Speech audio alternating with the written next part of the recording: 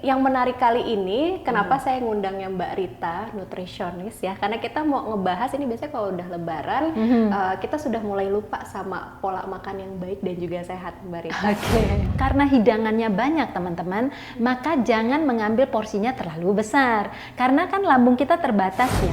Jadi gini, mengandung zat-zat yang bisa mencetuskan risiko penyakit tidak menular, tapi tidak mengandung zat yang bisa meminimalkan efek penyakit tidak menular. Pakailah trik mencicip. Jadi kalau mengkonsumsi makanan Lebaran itu tidak makan kita sebut, tapi icip-icip.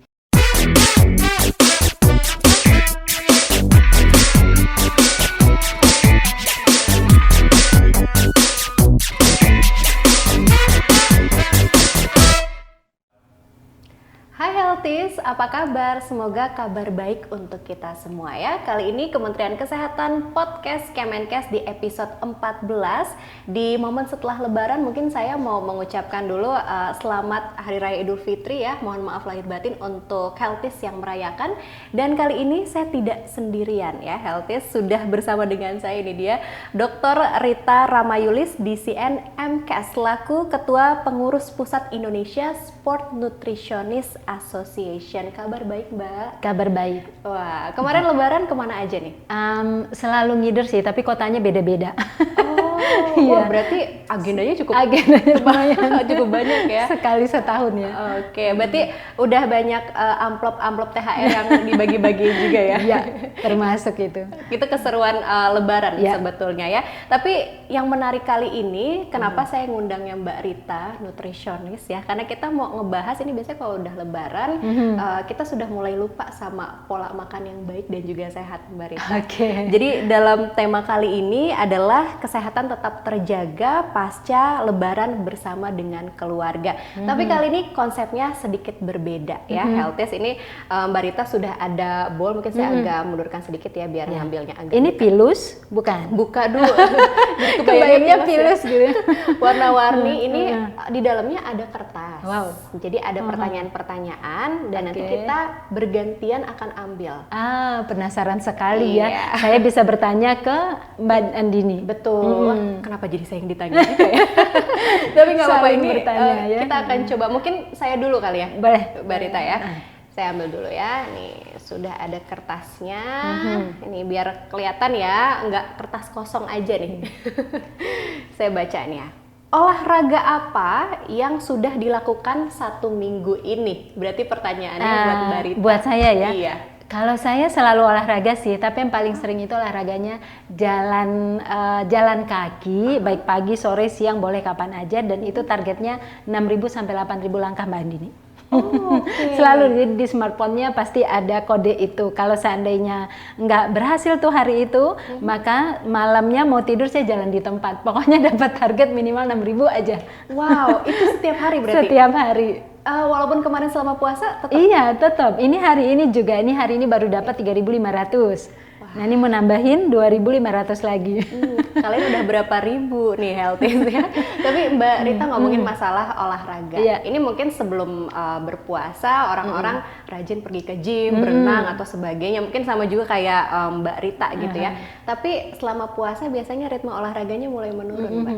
Entah mungkin alasannya, aduh nanti aus, aduh nanti malah pingsan lagi selama berolahraga. Tips untuk menambah motivasi untuk bisa kembali berolahraga setelah Lebaran seperti apa? Iya, sebenarnya tips yang paling sederhana itu adalah kita memulai dari sesuatu yang bisa kita lakukan. Jadi nggak usah terlalu berpikir yang menyusahkan kita. Misalnya saya harus ke gym, harus bayar ini, kemudian harus siapkan kostum olahraga. Itu kan kadang-kadang menyulitkan yang pada akhirnya malas gitu kan ya. Kita mulai dari hal yang sederhana yang mungkin kita lakukan. Nah, kenapa tadi saya memberikan contoh apa yang saya lakukan dengan jalan kaki, itu memang sangat sederhana sekali dan semua kita bisa melakukannya gitu.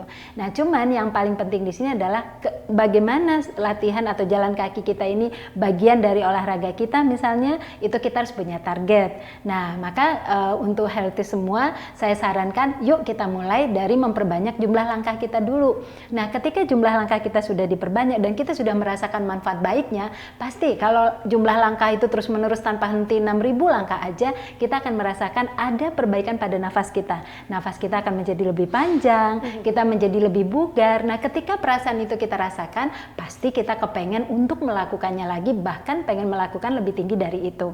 Nah, yang kedua tipsnya Mbak Andini, coba kita cari latihan fisik atau olahraga yang kita gemari. Jadi yang kita sukai. Oh, saya senangnya sepeda, yuk bersepeda. Saya senangnya adalah aerobik dengan musik yang seru, ayo kita lakukan itu. Ketika kita memulai sesuatu dari yang hobinya kita, maka akan mudah untuk kita melakukannya sesuai target begitu. Dan yang ketiga tipsnya, yuk bersama-sama. Jadi misalnya di rumah tangga ada pasangan kita, lakukan bareng-bareng. Atau sama putra-putri kita, nah itu juga bikin suasananya menjadi lebih happy. Coba lakukan 3 dulu. Kalau seandainya nggak berhasil, maka bisa dilibatkan teman-teman atau bisa dilibatkan juga, artinya kita mencari tahu untuk seberapa penting sih melakukan latihan ini untuk makin memotivasi kita begitu. Oke, ini menarik ya, berarti kita nggak mesti jauh-jauh dulu membership di satu gym atau tempat lain, dari mulai jalan kaki aja dulu ya. Tapi selain jalan kaki Mbak Rita hobinya apa lagi nih? Olahraga. Kalau saya sangat hobi itu dance ya. Jadi makanya saya sampai mengambil sertifikat instruktur senam kecantikan Martha Tilaar, sertifikat Zumba internasional gitu ya. Kenapa itu? Karena saya hobi dengan tarian-tarian. Nah, teman-teman yang hobi dengan tarian juga bisa begitu. Kita sekarang ini kan zamannya yang sudah informasi semua kita dapat, ya kan, media YouTube juga bisa kita buka kapan saja. Di situ banyak kok tawaran-tawaran yang ada kelas Zumba, ada kelas dance apa, kelas aerobik. Nah, kalau teman-teman suka gerakan seperti itu, tinggal ngikutin aja dengan musik yang disuka juga, itu juga banyak pilihannya. Nah, pantesan badannya luar biasa loh, proporsional sekali ya, ternyata sukanya dance. Ini termasuk dance K-pop juga nggak sih? Iya, kan jenisnya macam-macam ya. Kalau Zumba itu kan memang perpaduan dari banyak jenis gerakan. Jadi di situ ada mambo, di situ ada salsa, itu kan digabung, makanya dia disebut sebagai Zumba gitu. Jadi kita ngelakuinnya tuh nggak terasa terbebani, karena kita bukan menghitung 1, 2, 3, 8, ulang lagi 4 set, nggak begitu. Tapi irama musiknya kita ikuti. Ada kalanya kita ke samping, kita mutar, kita ke depan, ya gimana irama musiknya gitu. Dan kita melakukannya happy, kita senyum, dan endorfin kita terbentuk. Ketika endorfin terbentuk saat berlatih, kita akan makin senang untuk melakukannya lagi dan melakukannya lagi gitu. Tapi yang perlu diingat Mbak Andini, ketika memulai sesuatu olahraga gitu ya, jangan dipaksakan. Jangan berlatih di atas rata-rata kemampuan kita. Karena kalau kita berlatih di atas rata-rata kemampuan kita, akan muncul berbagai masalah yang tidak nyaman. Misalnya ada penumpukan asam laktat, kita jadi nyeri-nyeri badan kita habis berlatih gitu ya. Atau mengalami DOMS, mungkin otot kita nggak kuat dengan gerakan yang kita lakukan tadi, sehingga terjadilah rasa nyeri pada otot 2 hari setelahnya. Nah, kalau itu terjadi, maka keinginan untuk melakukan berikutnya akan berkurang gitu. Jadi kita merasa malas, gerakin tangan aja sakit gitu, naruh ke belakang aja sakit, nggak deh gitu. Nah, olahraga itu begitu Mbak Andini. Kalau 3 hari berturut-turut kita tidak melakukannya, itu waktu kita akan melakukan yang keempat, kita udah agak kesulitan. Jantung kita udah nggak berdetak dengan baik lagi. Jadi ketika kita lakukan, detak jantung kita langsung iramanya nggak bagus gitu. Nah, itu membuat kita jadi nggak nyaman kan. Jadi usahakan setelah 2 hari paling telat, kita segera lakukan lagi. Waduh, gimana gitu. Kalau yang berhenti 1 bulan baru olahraga lagi ya?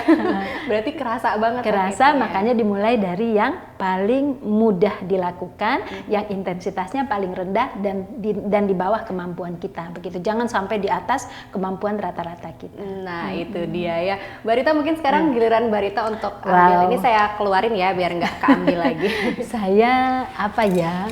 Aduh, saya grogi Mbak Andini karena saya tidak terbiasa bertanya, saya biasa ditanya gitu ya. Saya juga grogi nih mau ditanya sama Mbak Rita lagi, silakan Mbak. Ini loh Healthies pertanyaannya, saya bacakan ya buat Mbak Andini, ini buat teman-teman juga, buat Healthies juga.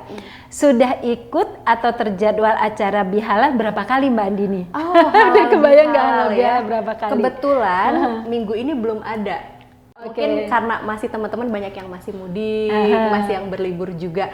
Tapi ini biasanya tuh Mbak Andini setelah Lebaran berakhir, itu undangan itu bisa sehari juga bisa 2 tempat. Kan banyak reuni-reuninya ya, halal bihalal. Dari mulai teman SD, teman SMP, kalau bisa. TK.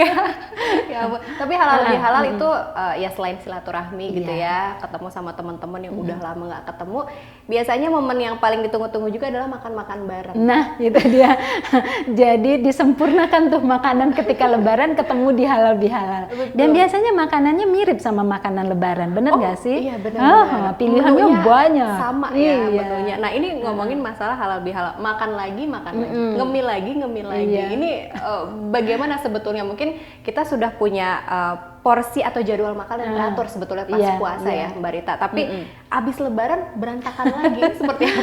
Iya, nah jadi healthy semua ketika semua kita akan menghadapi situasi itu. Kita akan menerima undangan halal bihalal dari banyak tempat gitu. Jadi kita harus persiapkan itu tentunya. Karena ini kan suatu keadaan yang berulang, tidak hanya kejadian pada tahun ini, tapi tahun sebelumnya kita juga sudah sangat pengalaman dengan kondisi seperti ini. Maka hal yang perlu dilakukan adalah pertama kita antisipasi. Artinya antisipasi itu jika kita tahu bahwa kita akan ada undangan halal bihalal siang ini gitu, kita udah antisipasi dengan mengurangi jatah sarapan kita, karena sudah pasti ketika halal bihalal kita nggak mungkin batasi banget kan gitu ya. Dan kemudian setelahnya pun pada malam hari kita juga tinggal menambahkan apa gizi yang belum kita penuhi. Jadi makanan apa yang kandungan gizinya belum kita penuhi ketika halal bihalal dan makan pagi tadi gitu. Jadi makan malam tidak lagi mesti harus makanan lengkap, tapi mana nih yang kurang. Misalnya saya ketika halal bihalal makan opor berkali-kali, minuman manis gitu. Apa yang kurang di sana? Kayaknya serat saya kurang deh, kalium saya kurang deh. Mungkin ada baiknya ketika malam itu kita hanya mengkonsumsi 1 mangkok sayuran. Mungkin kita ongseng sayurnya, mungkin kita bening, atau mungkin kita bikin salad dengan sedikit sausnya gitu. Itu bisa kita modifikasi. Itu yang pertama harus kita lakukan, antisipasi gitu ya. Nah yang kedua adalah kita karena hidangannya banyak teman-teman, maka jangan mengambil porsinya terlalu besar, karena kan lambung kita terbatas ya. Jadi kalau dari awal aja kita udah ambil main course-nya besar, nanti yang cemilan-cemilannya tuh ada di mana? Kan kita juga penasaran kan. Jadi kita mulailah dari mengambil makan utama itu dengan porsi yang separuh dari porsi pada umumnya. Tapi yakinlah kita akan pasti kenyang juga, karena setelah itu akan ada cemilan lagi yang masuk, ada lagi icip-icip dan lain sebagainya. Jadi jangan sampai langsung kalap, karena emang ngelihat itu tuh kayaknya semua enak gitu, tapi ngambil porsi besar, yang berikutnya belum kita ambil, kita mungkin nggak ambil juga, akhirnya terlalu banyak ya, porsinya terlalu besar nanti. Itu tips yang kedua. Nah tips yang ketiga, kalau memungkinkan makanan-makanan yang stimulasinya sangat tinggi atau yang kadar gulanya sangat tinggi, kadar lemaknya sangat tinggi, atau kadar garamnya sangat tinggi, mungkin kita makan dengan porsi yang lebih rendah. Dan kita modif, misalnya saya pengen ambil makanan manis gitu ya, tapi minumnya mungkin saya akan pilih air putih aja ya, jadi manisnya sudah didapat dari makanan ini gitu. Atau ketika saya ambil opor gitu, mungkin kuahnya tidak saya ambil semua, kan itu santan itu dan kental, dan itu kan berasal dari lemak yang tinggi juga totalnya. Nah kita kan pasti semua ingin mencegah terjadinya penyakit tidak menular kan gitu ya, kita ambillah kuahnya secukupnya. Nah kalau memungkinkan juga nih, ayam itu kan ada bagian yang berlemak, ada yang tidak kan. Nah kalau teman-teman bisa nih ambil yang bagian tidak berlemaknya, hanya dagingnya saja, kulitnya tidak usah kita konsumsi, tapi kita tetap bisa menikmati makanan opor bersama dengan teman-teman kita yang halal bihalal tadi. Nah setelahnya perlu dijadwalkan kapan kita akan melakukan diet kompensasi. Diet kompensasi itu adalah mengkompensasi kelebihan makan kita sebelumnya pada hari ini, sehingga hari ini kita mencoba hanya makan yang belum kita konsumsi saja. Gitu. Oke, jadi tetap seimbang ya makanannya. Oke, nah tapi saya mau nanya dulu nih ya, masalah potongan ayam itu kan ini suka jadi perdebatan gitu ya. Katanya paha itu lebih enak tapi lemaknya lebih banyak. Sedangkan dada mungkin rasanya nggak semua orang suka, tapi lebih sehat dalam tanda kutip. Benar gak sih? Iya, jadi memang lemak itu Mbak Andini tujuannya adalah memberi rasa enak. Jadi lemak itu kenapa hadir? Memang dia memberi rasa enak. Nah begitu juga pada bagian ayam. Jadi paha itu memang lebih berlemak dibandingkan si dada ayam, sehingga dia rasanya lebih gurih juga gitu ya. Nah dada ayam itu sedikit lemaknya. Nah cuman kalau masalah rasa kan tidak semata-mata lemak yang menentukan, tapi juga kesesuaian bumbu ya kan. Kalau seandainya opornya itu kesesuaian bumbu kunyitnya, kesesuaian bumbu garam dan lain sebagainya bagus, maka tentu saja walaupun bagian dada ayam tetap rasanya enak begitu. Tapi bukan berarti kita harus membatasi secara ekstrim. Kita memodifikasi, toh kita punya hari berikutnya yang membuat kita bisa menyeimbangkan. Jadi kalau gizi itu Mbak Andini ada yang hitungan harian. Jadi kita dalam satu hari ini sudah melakukan modifikasi langsung. Jadi ketika tadi siang kita akan halal bihalal makannya banyak, paginya udah kita modif, malamnya kita modif. Selesai hari ini saya tidak berlebih kan gitu. Tapi ketika itu nggak mungkin kita lakukan, bisa jadi halal bihalalnya undangannya 2 pada hari yang sama. Satu undangan siang, satu undangan malam, ya kan? Nah, berarti kalau kayak gini kita memodifikasinya hari keesokannya. Jadi ini kita sebut namanya hitungan mingguan. Jadi ada hitungan harian, ada yang keseimbangannya itu hitungan mingguan. Nah, tapi nggak boleh hitungan keseimbangan itu lebih dari mingguan karena tubuh kita sangat sulit merespon itu secara positif. Jadi teman-teman sebelum berakhir 1 minggu kita sudah menyeimbangkan semua kelebihan itu. Gitu. Oke, jadi modifikasinya sebelum 1 minggu Iya, dilakukan. betul. Oke, wah ini ilmu baru nih buat saya ya Mbak Rita. Oke, mungkin sekarang selanjutnya ya, saya mau ambil lagi pertanyaan. Ini saya lagi yang ditanya. Iya, sekarang saya ke Mbak Rita ya. Oke, ini pilihan. Ini saya kasih lihat ya, lebih suka mana, kacang mete atau nastar? Mbak Rita. Nastar sayanya. Nastar. Iya. Oke, tapi ini dua-duanya makanan manis kan ya sebenarnya? Yang satu makanan manis, kalorinya tinggi. Yang satu makanannya berlemak, kalorinya juga tinggi. Jadi sama-sama berkalori, tapi sumber kalorinya beda. Yang satu sumber kalorinya dari gula dan juga minyak, lemak. Yang satu dari lemak saja, karena kan kalau kacang mete tidak ada gulanya. Oh, kalau kacang mete tidak ada gulanya. Iya, kalau nastar dia ada gula, ada mentega, ada margarin, ada tepung, ya kan? Betul sekali. Tapi sama-sama tinggi kalori Mbak Andi nih dua-duanya.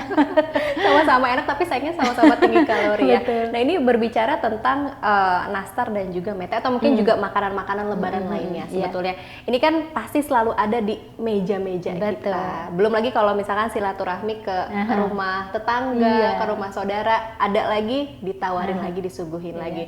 Nah, bagaimana ini mengontrol mungkin kalori yang cukup tinggi kita konsumsi selama libur lebaran, Mbak Rita? Nah, saya tuh punya ide ya, karena di banyak jurnal tuh Mbak Andini, ini terbukti cukup membantu kita buat menakar makanan gitu ya. Pertama, kita memulai dari kemasan. Jadi kalau di rumah tangga nih Healthies, coba nanti kue-kue lebaran itu kita tata pada kemasan yang lebih kecil. Nah, sekarang ada toples-toples yang ukurannya kecil-kecil, mini-mini kayak gini. Mungkin isinya cuma 12 biji nastar gitu ya, 20 biji kacang mete gitu, tapi cantik gitu. Nah, mungil-mungil seperti ini kan sifat manusia itu ketika mengambil, misalnya saya mau ambil makanan di sini, karena ini banyak isinya, maka saya merasa mengambil 5 itu bagi saya nggak banyak, karena kan yang sisa juga banyak begitu kan. Tapi ketika ini cuman botolnya kecil, isinya 12 nastar, kalau saya ambil 2 saya udah mengurangi banyak porsi sepertinya, dan itu secara manusiawinya saya nggak akan mungkin lebih ambil dari 2 karena sisanya jadi sedikit ya, sehingga saya akan ambil hanya 2 saja atau secukupnya saja gitu. Itu satu yang bisa kita praktekkan di rumah tangga kita gitu ya. Nah, yang kedua adalah kita berusaha untuk membuatnya itu dalam ukuran yang kecil. Jadi nastar itu kan ada 3 varian sebenarnya. Ada yang gede Mbak, yang gemuk banget gitu, isi selainya tinggi banget gitu. Ada yang sedang, yang agak ceper, tapi ada sekarang yang mungil-mungil. Jadi hanya sebesar ujung jari jempol kita ini aja nastarnya. Jadi sekali ngambil itu memang hanya 1 genggaman gini saja. Nah, ini juga sangat membantu ya. Kalau kita pakai ukuran kecil, kita ambil 1, rasanya ngambil ketiga kali tuh kita tuh udah nolak dengan sendirinya ya, karena kita ngerasa kok saya gini lagi gitu. Itu sudah manusiawi juga sifat-sifat seperti itu. Jadi kalau ukurannya kecil membatasi kita untuk makan banyak, karena kita 3 kali ngambil udah cukup bagi kita, dan ketika ukurannya kecil pasti total kalori yang dihasilkan juga lebih kecil. Nah, kemudian tips yang ketiga adalah kita ngerti bahwa yang namanya lebaran semua akan punya hidangan seperti itu kan ya, kita, saudara, tetangga gitu, dan kita juga akan makan di sekitar mereka, nyicip juga. Maka pakailah trik mencicip. Jadi kalau mengkonsumsi makanan lebaran itu tidak makan kita sebut, tapi icip-icip. Yang namanya icip-icip nggak pernah bisa menghabiskan banyak, tapi yang namanya icip-icip itu selalu makan dalam jumlah yang sedikit gitu ya. Nah, nanti waktu memulai makan itu nggak boleh walaupun ukurannya kecil langsung masuk sekaligus, enggak. Tapi yang namanya icip itu adalah menggigit dengan 2 gigi kita. Menggigit ujung, itulah definisi icip ya. Jadi kalau kita ambil, kita menggigit ujungnya. Nah, berarti kan ada sisa separuh lagi kan, baru kita makan lagi. Nah, ini juga membuat kita merasa saya udah makan banyak karena saya sudah menggigit lebih dari 6 kali, padahal yang kita gigit cuma ukuran-ukuran kecil saja gitu. Berarti ini ada pendekatan psikologisnya ya? Iya, makan itu kan hubungannya dengan psikologis ya. Kenapa kita makan sesuatu? Karena persepsi kita positif kan. Kenapa teman-teman atau healthies mau makan opor dengan macam-macam lauk pauknya dalam jumlah besar? Karena mempunyai persepsi ini hari lebaran, hari bahagia, dan opor itu munculnya cuman ketika lebaran, walaupun sesungguhnya nggak lebaran juga sering muncul opor, tapi persepsi kita mengatakan memang ini harus kita makan ketika lebaran. Nah itu kan, jadi memang unsur psikologisnya sangat tinggi gitu. Nah terus kalau kita bertamu, kita juga memodif dong, tamu itu juga kadang ngasih kita minuman manis, kadang ngasih kita kue-kue manis juga kan. Nah kita aja, kalau saya ingin cicipin yang manis, saya minta air putih aja, saya makan minumnya yang air putih aja gitu. Atau saya pengen cicipin yang sop buahnya gitu ya, air buahnya, maka saya ambil nanti makanannya mungkin yang kacang saja yang gurih karena udah manis nih supaya manisnya tidak double. Sesungguhnya makanan itu tidak ada yang jahat, termasuk makanan lebaran, cuman perkaranya adalah kita bisa nggak makan dalam jumlah yang terbatas gitu. Itu dia ya, kadang kita jiwa manusia kalapnya itu loh yang nggak bisa tapi berarti tadi seputaran makan ya, digigit pakai itu semacam gaya-gaya fine dining sebenarnya bagus ya. Slay makannya dengan cara yang cantik gitu ya, dan ternyata baik juga menjadi tips buat kita nggak terlalu kalap dalam mengkonsumsi makanannya. Mbak Rita mungkin boleh ya saya lagi ya. Oke. Bismillahirrahmanirrahim, pertanyaannya apa ya? Ini loh healthies pertanyaannya. Nah, Mbak Andini, apakah makanan kesukaan saat lebaran? Healthies juga boleh jawab loh. Makanan ya boleh, nanti silahkan di komen ya. Makanan kesukaan saya pas lebaran sambal goreng ati. Aduh itu enak banget, apalagi kalau yang bikin ibu saya gitu ya, aku jadi kangen deh. Jadi karena memang sambal ati itu nggak sama setiap racikan tangan seseorang gitu ya. Makanya tadi Mbak Andini dikatakan kalau ibunya yang bikin tuh enak, mungkin racikannya itu beda. Iya, betul sih. Tapi sebenarnya banyak ya opor juga tadi lagi-lagi ya, itu ditunggu-tunggu banget, belum lagi mungkin ketupat sayurannya dan segala macam. Ini masalah makanan saat berlebaran ya, ini jadi favorit juga. Mungkin ini lanjutan sama yang tadi ya, seputaran makanan favorit antara nastar ataupun juga kacang mete.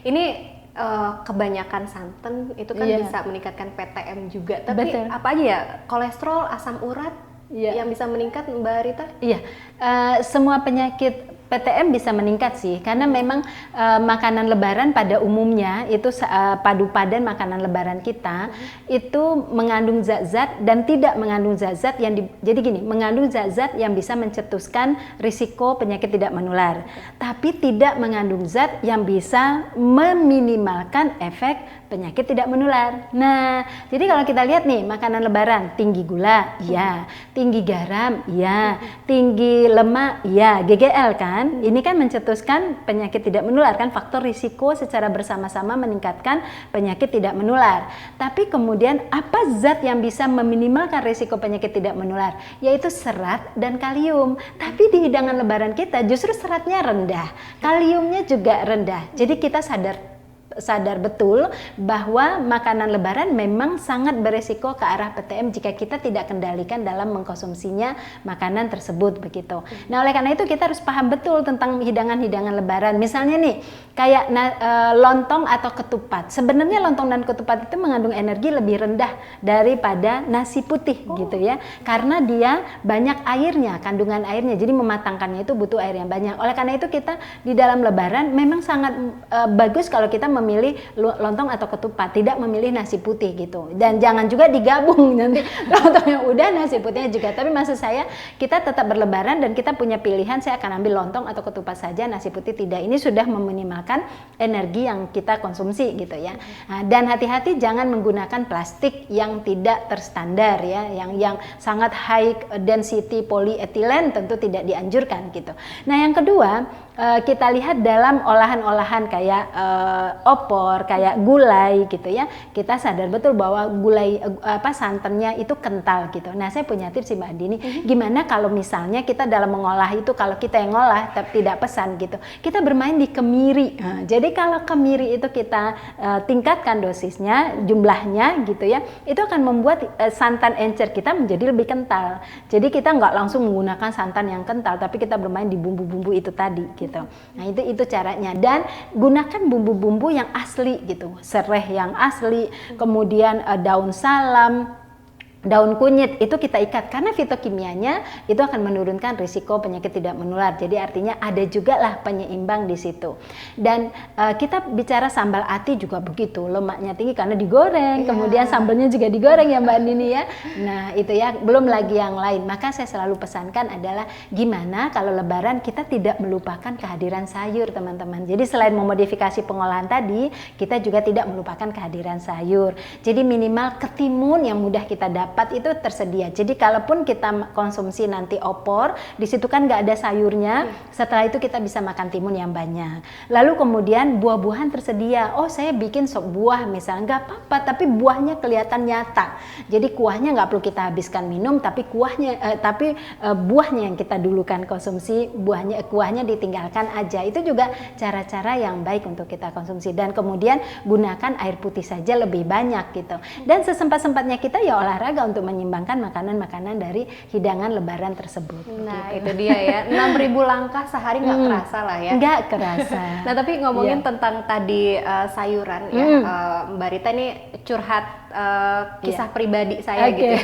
Ini kalau misalnya lebaran biasanya sayurnya acar, ada ketimun tapi dibikin acar. Itu kan berarti ada tambahan cuka dan sebagainya. Nah, itu sebetulnya baik atau sebetulnya ya langsung aja ketimun dimakan langsung? Iya, jadi kalau memang sudah diolah jadi acar, timunnya jadi lebih sedikit ya kan. Nggak mungkin dong kita bisa makan timunnya dalam jumlah besar sementara di situ ada larutan cuka gitu. Otomatis kita akan makan lebih sedikit ya kan. Terus yang kedua, cuka itu nggak pada semua orang bisa tahan gitu. Untuk orang-orang yang ada gangguan pencernaan gitu, itu bisa terstimulasi oleh kehadiran cuka tadi. Jadi cuka itu kehadirannya adalah untuk menambah nikmat dari rasa makanan utama kita ini gitu. Jadi tidak untuk memenuhi kebutuhan sayuran gitu. Walaupun di situ ada timunnya. Apakah boleh dimakan yang acar ini? Tentu boleh dengan jumlah yang sesuai kemampuan pencernaan kita. Tapi kehadiran timun sebagai sayur itu harus kita sediakan. Atau begini Mbak Andini, kan kita bikin gulai lontong ya. Biasanya kalau healthy sering sekali gulai lontong itu misalnya menggunakan labu siam, pepaya muda, ya kan? Nah, itu bikin lebih banyak. Jadi kita waktu bikin gulainya itu sayurnya nyata. Kan banyak sekali gulai yang muncul sayurnya nggak nyata, kuahnya yang banyak gitu kan ya. Nah, sekarang sayurnya nyata. Jadi waktu mengambil itu sayurnya itu kita ambil agak banyak, kuahnya secukup aja untuk beri rasa. Ini pun sudah satu upaya kita mendapatkan asupan sayuran ketika lebaran. Nah, pentingnya sayur itu Mbak Andini, pertama nih healthy, pentingnya adalah satu, dia mengandung serat. Seratlah yang nanti mencegah gula itu masuk secara cepat ke aliran darah kita. Dia juga yang mencegah naiknya kolesterol kembali ke hati gitu ya. Dia juga yang mencegah nanti lemak jenuh itu untuk tidak diserap keseluruhan gitu ya. Nah, kemudian di situ juga di sayur itu tidak hanya serat, tapi dia juga mengandung kalium. Kalium ini adalah zat yang bisa mengeluarkan garam yang banyak dari hidangan lebaran kita tadi. Ada nastar, ada makan tuh kan garamnya tinggi Mbak, karena dari margarin, dari mentega ya kan tuh garamnya tinggi banget. Nah, garam itu bisa dikeluarkan kalau kita makan kalium yang banyak. Nah, jadi tekanan darah kita tetap terkontrol. Makanya nggak ada salahnya timun itu enak tinggal dikudap-kudap begini dan praktis, atau labu siam tadi kita masak lebih banyak ya kan. Saya punya ide, gimana kalau kita bikin gulai yang namanya labu siam itu udah kita bikin banyak, tapi yang kita masukkan ke gulai kan separuh ya, separuh lagi kita simpan aja di kulkas. Nanti ketika kita akan makan, supaya nggak, karena dipanasin berulang takutnya menyek ya kan, karena kan dipanasin berulang. Betul. Nah, jadi sayurnya biar segar terus. Nanti pada siang hari kan kita mau manasin gulai lagi tuh. Nah, sayurnya mungkin udah habis, masukin sayuran baru ke dalam. Jadi yang sayurnya nggak rusak nilai gizinya. Tapi 3 hari kita sediain ada terus Mbak. Ya keren kan? Makan enak tetap, bahagia tetap. tapi sehatnya juga dapat Tetap gitu. sehat itu yang penting ya. Iya. Tapi ini berbicara tentang menghangatkan makanan, saya jadi ingat gitu ya. Oke. Ini jangankan pas kita lebaran, pas kemarin puasa deh, kan bangun subuh itu agak cukup struggle gitu. Nah ini bagaimana Mbak Rita menghangatkan makanan? Mungkin kita sekali masak langsung banyak, niatnya biar nggak masak-masak lagi, tinggal diangetin. Sebetulnya mengurangi nutrisi atau tidak sih? Jadi menghangatkan kalau tidak sampai mendidih itu aman. Jadi kalau saya selalu katakan Mbak Andini, hangatkan bukan panaskan. Misalnya mau manasin apa? Oh, gulai labu siam tadi gitu misalnya ya, sayur bersantan misalnya gitu. Kalau kita punya microwave enak ya, kita tinggal panaskan, tidak sampai mendidih kan. Tapi kalau nggak punya jangan khawatir, kita bisa pakai kukusan. Jadi kita ambil nanti satu mangkok yang akan kita makan, yang sudah keluar dari kulkas tadi, taruh di kukusan kita. Nah, nanti uap air yang menghangatkan, dia tidak akan sampai mendidih, tapi dia menjadi hangat siap untuk kita konsumsi gitu. Nah, kenapa nggak boleh dipanaskan berulang? Pertama, memang ketika dipanaskan itu sampai mendidih, yang namanya zat-zat gizi yang mudah teroksidasi, yang nggak stabil seperti vitamin C, beta karoten, kalium, magnesium itu kan nggak stabil, sehingga ketika dipanaskan berulang dia ikut rusak, menguap, ya kan, hilang zat gizinya. Nah, yang kedua adalah ketika suhunya terlalu panas dan di situ ada lemak seperti santan, akan terjadi kerusakan kandungan lemaknya, jenis lemaknya. Kan dia awalnya itu mungkin dia lemak jenuh, tapi lemak jenuhnya tidak terlalu jenuh gitu ya kan, ada tingkatan kejenuhan ya. Karena kita panaskan berulang jadi sangat jenuh gitu. Nah, bahkan bisa aja transfer. Nah, itu tentu akan meningkatkan risiko PTM tadi. Jadi kalau makin jenuh suatu lemak, makin merusak metabolik kita gitu. Nah, itu juga alasannya kenapa tidak boleh dipanaskan berulang gitu. Nah, kalau dipanaskannya suhunya tinggi banget gitu dan lama-lama seperti rendang, sangat mungkin ada trans fat. Makanya kalau makanan-makanan seperti ini tidak lagi makanan everyday ya kan, ini makanan sekali waktu, kapan-kapan rekreasi makan ini gitu, tapi tidak sepanjang hari gitu. Jadi gitu tips untuk memanaskan makanan. Dan jangan lupa nih healthies, kalau kita akan tahu bahwa ini akan dipanaskan, nggak akan habis untuk satu kali makan, maka sebelum dihidangkan langsung dipisah itu makanan. Jadi jangan ditaruh aja semangkok besar, sisa baru disimpan. Nah, itu kan takutnya sudah ada kontaminasi dari lingkungan gitu ya. Jadi kalau kita udah ngerti ini akan habis, nggak bisa habis sekali makan, langsung dipisah, masuk kulkas. Nah, yang separuhnya yang kita makan. Nah, yang masuk kulkas tadi itu nggak perlu dididihkan lagi, cukup diangetin aja, tuh udah bisa kita konsumsi dan itu aman begitu. Oke, baik. Atau kalau bisa, kalau lebih rajin lagi sih sekali masak sekali habis ya. Iya, harusnya seperti itu. Harusnya, idealnya kan Mbak Dini. Betul, betul sekali. Oke, berarti sekarang saya yang ambil kertasnya ya, Mbak Rita. Ini kayaknya mungkin pertanyaan terakhir ya. Masih ada nggak nih ya kertasnya? Oh, ini masih ada. Ini sepertinya yang terakhir, saya bacakan ya. Apakah kemarin mudik? Jika iya, menggunakan apa dan kemana? Ini ada hashtagnya, hashtag tim mudik atau hashtag tim jaga rumah aja Mbak Rita. Saya sih tim mudik, mungkin sama dengan healthy semua juga, pada banyak yang tim mudik ya. Nah, jadi saya mudik, kalau kemarin itu saya mudiknya ke area puncak. Jadi saudara ada di puncak, ada di mana-mana gitu ya. Tapi kalau tahun-tahun kemarinnya malah mudiknya ke Sumatera, dan teman-teman bisa bayangkan, healthies bisa bayangkan, kalau kita sama pesawat pun tetap lelah ya, karena melelahkan, karena kan memang ruang tunggunya dan lain sebagainya ya. Kalau sama, apalagi kalau sama kendaraan jalan darat gitu ya, itu juga sudah tambahlah proses kelelahan di situ. Tapi ya kelelahan itu terbayarkan dengan rasa bahagia mudik ya kan? Betul, ketemu sama keluarga udah lama juga ya. Nah, tapi ini ngomongin masalah mudik, betul tadi ya, mau naik pesawat, mau naik mobil, apalagi ini kalau mudik kan udah pasti macet ya. Itu betul. Seninya mudik healthies. Nah, tapi ini seringkali Mbak Rita ini udah mudik udah 1 minggu lah kita kasih ya cuti bersama. Kembali lagi ke kantor beraktivitas masih lesu aja, mungkin kecapean karena mudik ya. Ini tips untuk teman-teman yang mungkin sudah mudik tapi bisa kembali lagi bekerja dalam keadaan yang fit lagi. Fresh gitu ya. Ya, nah kalau dari gizi nih, pertama kali harus kita jaga selama mudik itu adalah kebutuhan cairan Mbak Andini. Jadi memang cairan itu sangat penting sekali. Ada hubungan signifikan antara kekurangan cairan dengan munculnya penyakit radang tenggorokan, saluran pernafasan, gangguan pencernaan, itu korelasinya kuat sekali dengan kehadiran cairan. Maka selalu penuhi kebutuhan cairan kita itu ya.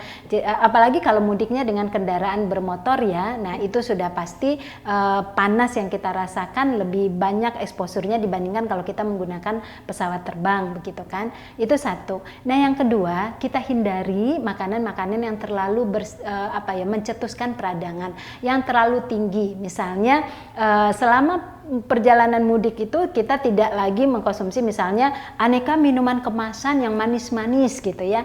Kalaupun kita ingin pilih yang kemasan yang manis, kita bisa baca label Mbak Andini, kan ada pilihannya. Ada yang kandungan gulanya 13 gram, ada yang 39, ada yang 63 gram dengan jumlah cairan yang sama. Nah tentu saja yang makin tinggi kadar gulanya makin mencetuskan peradangan untuk kita, dan itu bisa melemahkan imunitas kita begitu. Nah kemudian yang ketiga, jangan lupa konsumsi juga makanan minuman sumber vitamin itu. Jadi menyediakan buah itu sekarang sangat mudah gitu ya, karena buah itu kan ada yang tahan lama tergantung kemauan kita. Misalnya nggak ada salahnya ketika mudik di kantong kita juga, di tas kita juga ada jeruk yang kapan aja kita bisa makan gitu. Itu menambah vitamin, menambah kekuatan kita juga gitu, daya tahan kita gitu ya. Nah kemudian yang lain itu adalah ya kita mencoba melakukan atau mengkonsumsi makanan itu tepat pada jam-jamnya supaya tidak terjadi keluhan ya. Misalnya kalau sarapan pagi ya di jam 7 sampai jam 9, kalau makan siang ya kita akan makan di jam 12 sampai 13.30, kalau malam kita makan 17.30 sampai jam 19.30. Nah itu kita tetap lakukan selama mudik. Walaupun kita mudik itu bisa makan kapan aja, tapi kita coba yang main course kita itu hanya di jam-jam yang seperti itu untuk menyelamatkan pencernaan kita juga. Nah kalaupun masih terasa lelah itu wajar, tinggal kita memotivasi bahwa ini saatnya kita akan melakukan aktivitas yang berbeda setelah lebaran begitu. Oke baik, jadi tetap terjaga makannya juga gitu ya, nggak sembarangan juga. Nah tapi mesti kayak vitamin atau mungkin juga madu itu penting nggak sih sebetulnya? Iya. Nah sebenarnya suplementasi itu peruntukannya adalah melengkapi yang belum kita dapatkan dari makanan. Misalnya selama mudik kita nggak sulit untuk mendapatkan buah yang segar, buah yang utuh begitu. Berarti vitamin C kita kurangkan, atau selama mudik itu kita memang lelah banget karena kita bisa nggak tidur yang cukup gitu ya. Oleh karena itu kebutuhan vitamin C kita meningkat, nggak hanya sebesar 70 atau 90 mg saja, karena kita dalam kondisi exposure lelah kita tuh banyak banget gitu. Berarti vitamin C kita akan dibutuhkan lebih tinggi. Nah kondisi-kondisi seperti itu sangat dianjurkan untuk mengkonsumsi suplementasi begitu. Tapi pilihlah suplementasi yang larut air, sehingga kalau dia berlebih dari tubuh kita dia bisa dikeluarkan. Misalnya C itu larut air ya kan, vitamin B itu larut air, itu boleh kita konsumsi sebagai suplementasi gitu. Nah sedangkan makanan lain ada selain suplementasi Mbak Andini, namanya functional food. Jadi makanan seperti pada umumnya tetapi mempunyai nilai manfaat yang lebih gitu, jadi fungsi yang lebih. Misalnya kayak madu itu kan makanan sehari-hari kayak gula juga, tapi dia punya nilai lebih karena dia punya fitokimia tertentu kalau madu asli nih. Jadi apakah kita boleh konsumsi madu? Iya, karena dia memberikan manfaat lebih, tapi bukan berarti harus dimakan sebanyak-banyaknya, karena gula yang ada pada madu tetap dihitung sebagai kebutuhan gula harian. Jadi kalau di penyakit tidak menular kita nggak boleh mengkonsumsi gula melebihi 52 gram per hari. Nah madu itu 1 sendoknya adalah 13 gram, jadi dia dihitung sebagai bagian dari 52 gram tersebut gitu ya.